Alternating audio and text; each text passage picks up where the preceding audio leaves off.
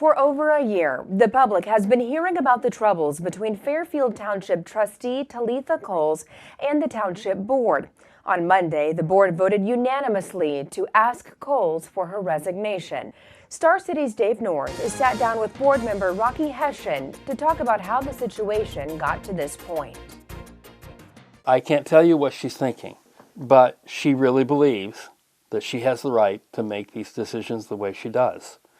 And she's dealing with us in a way that is combative, which doesn't help anything.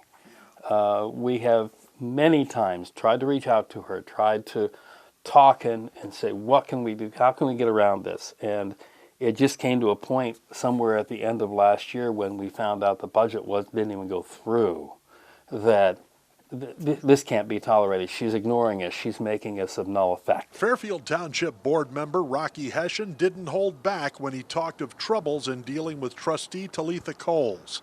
He says Monday's request for her resignation isn't the first time they've considered drastic action. We had written a resignation resolution back last year, almost 18 months ago.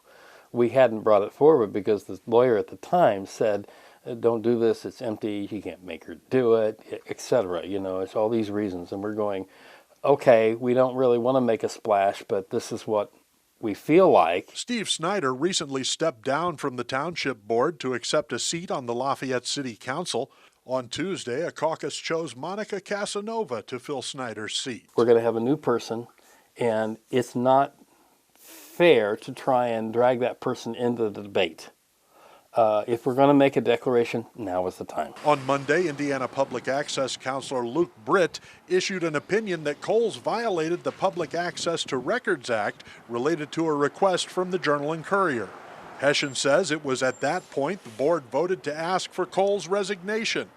Coles has not responded to a Star City News request for comment. Hessian says the board will continue to schedule and hold meetings. He's just not sure where yet. We won't have another meeting until January 4th, and we don't know when and where because we have been locked out of the township office. So she won't have meetings. We're doing it on our own.